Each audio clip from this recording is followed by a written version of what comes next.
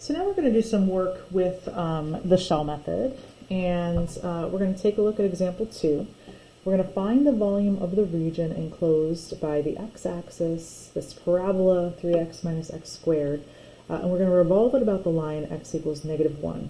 I'm not going to be bothered by my axis of revolution yet.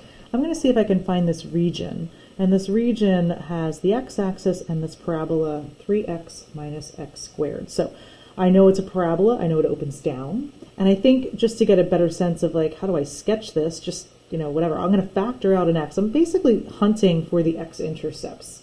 So I know that there are x-intercepts at x equals 0 and x equals 3. It's the solution to setting the y equation equal to 0. So I can do a pretty good job at sketching this. X equals 0, 1, 2, 3, x equals 3.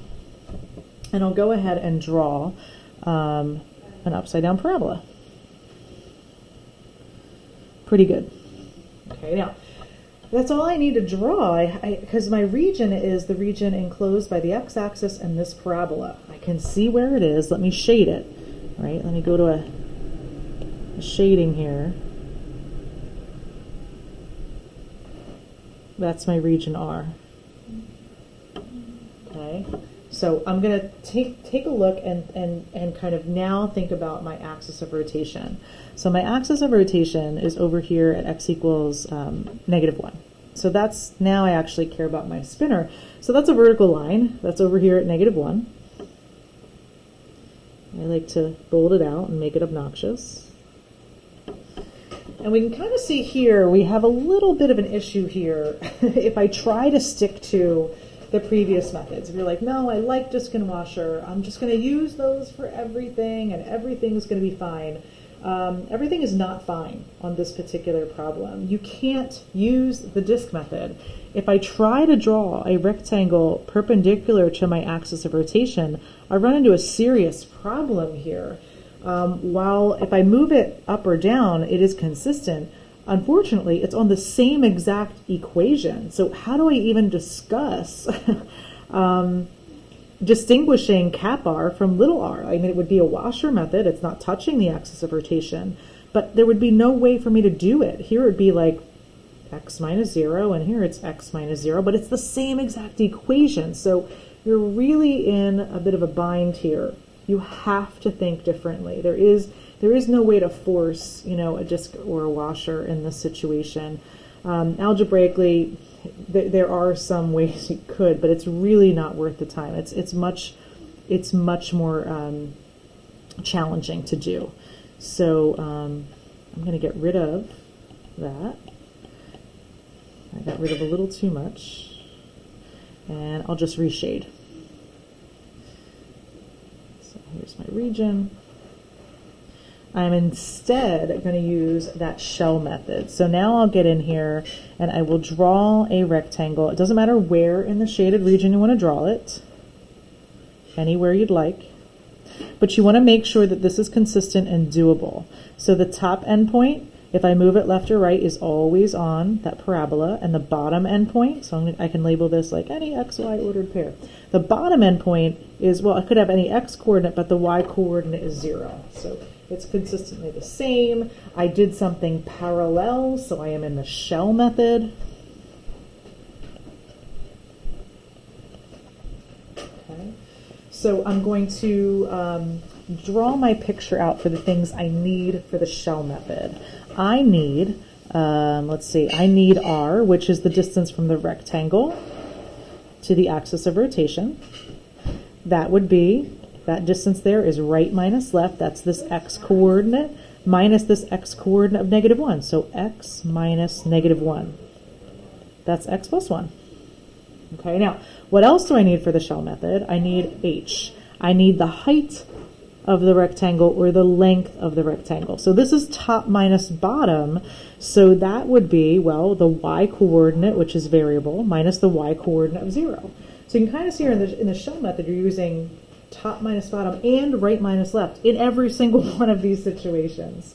So I am going to set up the integral. For shell method, there is a 2 pi on the outside.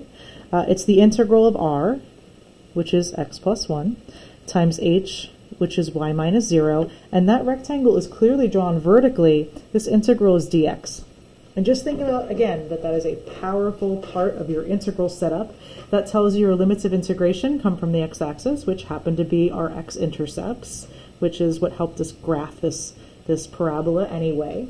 But this looks like a ridiculous integral because I can't have the y variable in there. That can't possibly be. So I'm going to get rid of that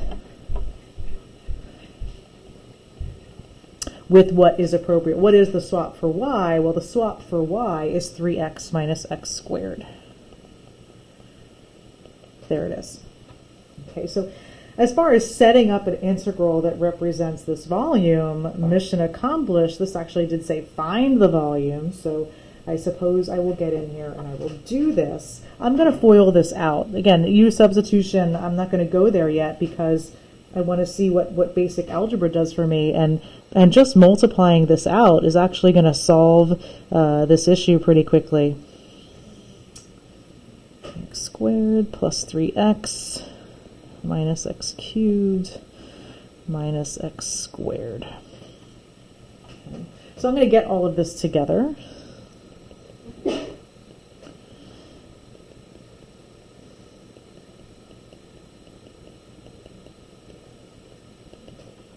There is my integral that I have to work on, which has a pretty manageable antiderivative.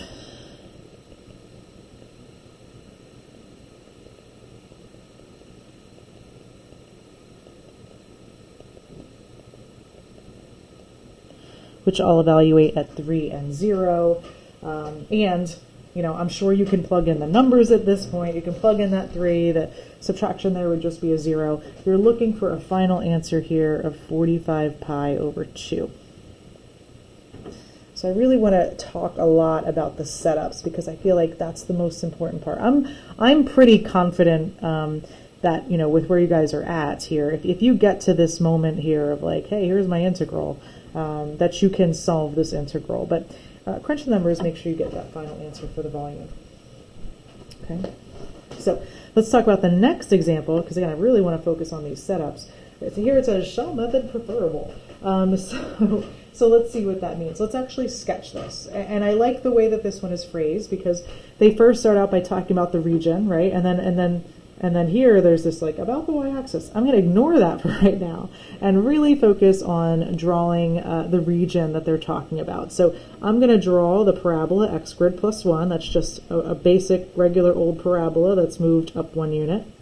Y equals 0 is just the x-axis. X equals 0 is the y-axis. And x equals 1. I'm going to make up that it's here. So I'm going to get in here and shade.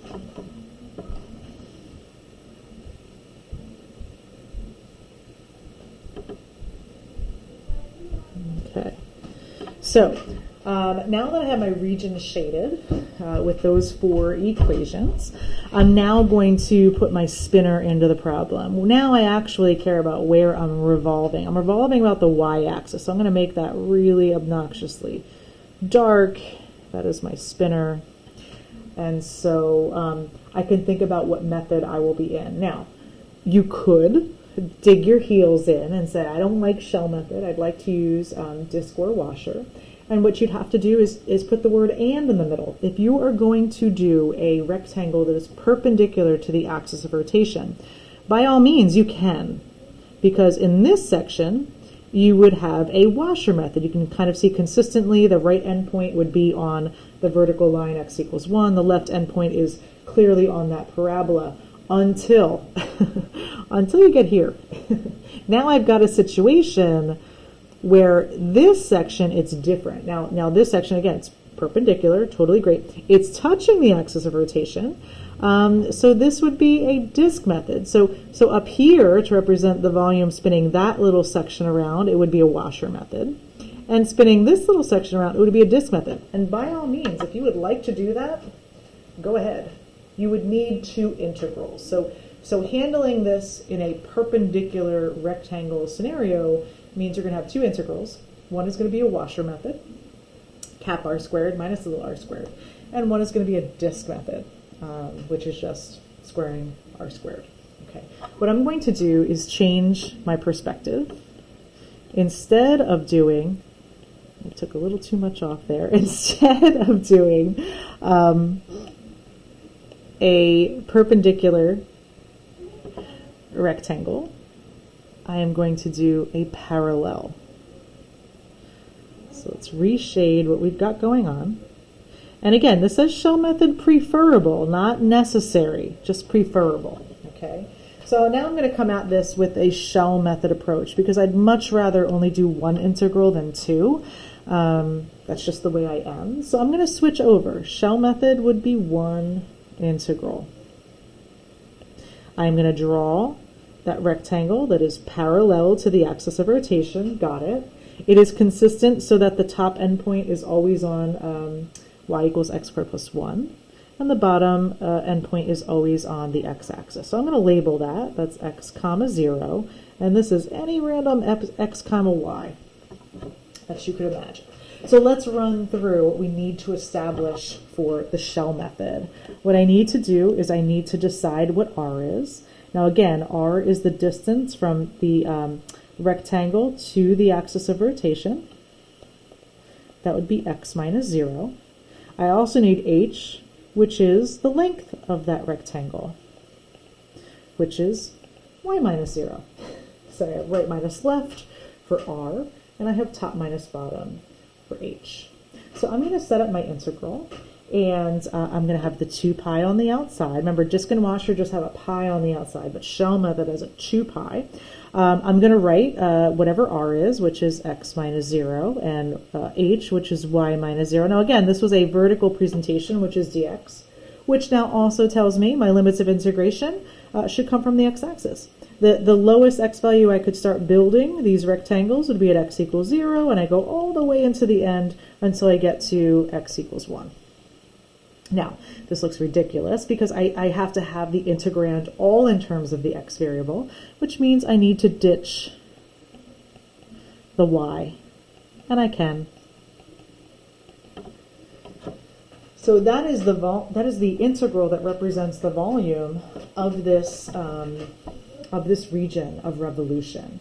If I want to go ahead and find the actual numerical value, well, then I'm going to evaluate this integral. And once again, I'm not going to jump the gun and do any fancy integration technique. I'm just going to say, look, I can distribute that x in there and have a much cleaner way of getting a really nice antiderivative, and it's much faster. So basic rules of integration are certainly huge in this case. So same thing. I mean, you can imagine plugging in a 1 for x, and then plugging in a 0. So same thing that happened in the last example. So 1/4 plus 1/2 is 3/4, and that would be, if I reduce it, let's see, 6/4, 3/2. So there is the actual volume of the solid that you just created. Okay. So again, it said shell method preferable. Okay, let's move on to a really quirky question. We're going to find the volume of this solid, which is one of these really uncomfortable graphs that you have not probably ever sketched before in your life. This would be one I would give you the image of, just like I have here. I probably wouldn't shade it for you, but anyway, this is a nice graph. Notice it's not a function. See how it fails that vertical line test, but it is a lovely graph, and we can still talk about this as a region being bounded on the xy plane. It's being bounded, so this line in blue here is x equals e to the negative x squared. It's also bounded by the x-axis, which is right here, right? And it's bounded by the lines x equals 0, that's right here, and x equals 1. So, x equals 0 and y equals 1, excuse me, that's right here. So that's why we have this whole thing shaded in the middle. I probably did a pretty crummy job there with my pencil. There is my shaded region. Okay, now what I'd like to do is find the volume if we are revolving this thing about the x-axis. So I need to bold that out, and that's pretty much what you see in the second picture. I'm going to draw that in. obnoxiously large. I like to make it really obvious, put my little spinner, this is where I'm going. And for the same reason, I don't want to do a perpendicular rectangle. I'd be in the same problem here.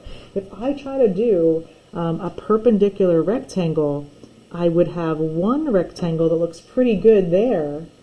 The top function would be y equals 1, the bottom function would be y equals 0. But then over here, you're starting to catch that weird wiggly x equals equation. So doing this thing with a perpendicular rectangle causes me to have to create two separate integrals with two separate antiderivatives and two executions of the fundamental theorem of calculus. I would rather not, so I'm not going to do it that way. What I'm going to do instead is I'm going to change my brain over and I'm going to instead draw a rectangle that is parallel to the axis of rotation. So here I am coming in here with this purple rectangle that is parallel to that axis of rotation. And so now I can do it with one integral because it's consistent in the sense that the right endpoint is always on that x equals e to the negative y squared function, and the left endpoint is always on x equals 0. So this is great. If I mark up my picture, again, I'm going to say, well, I'm in the shell method now. As soon as you draw a parallel rectangle, you're in shell method. And what do I need to find? I need to find r, which is the distance of the rectangle, right, to the axis of rotation. And so that, it doesn't matter where I draw it, that is variable. That is whatever the y coordinate I'm at minus the y coordinate of 0. What else I need for the shell method is I need the length of that rectangle. I need the height, right? So I'm just going to say, well, my height is going to be right minus left. So here my r was top minus bottom, the distance from that rectangle to the axis of rotation, but the h is right minus left. So let's say what that is.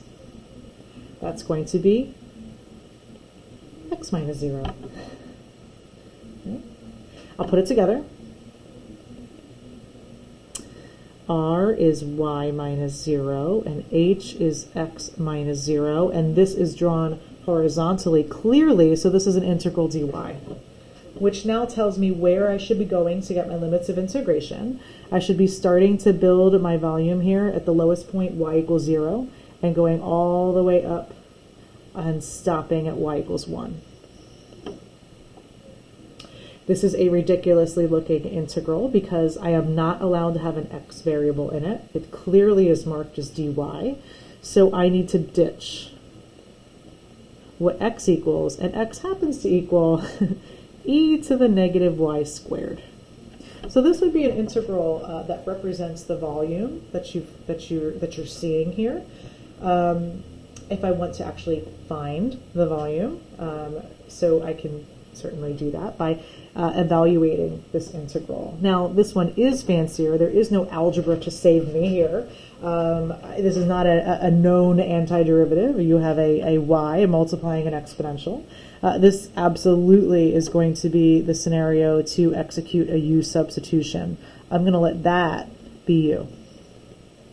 And we're going to learn some fancy methods of integration in this class, but really basic integration structures and basic u substitution are certainly the backbone to everything. So we want to make sure we don't forget any of that stuff. You need it in Calc 3 as well. I mean, it's just everywhere.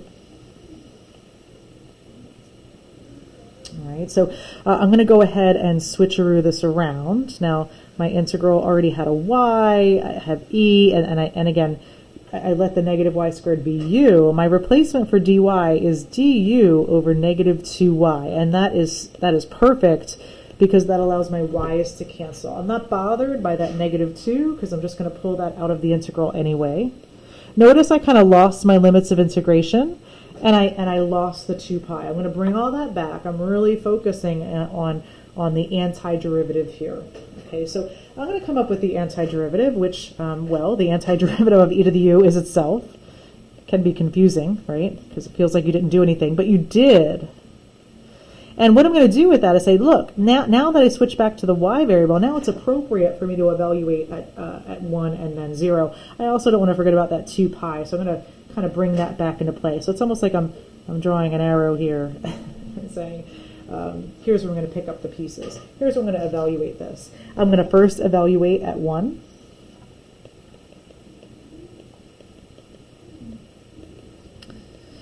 And then I'm going to evaluate at 0. So e to the negative 1. I'm just going to write that as 1 over e. So negative 1/2 times 1 over e is negative 1 over 2e. That double negative is a positive, and remember, e to the 0 is 1. This looks fantastic. You have just found the volume of that solid that you set out to uncover.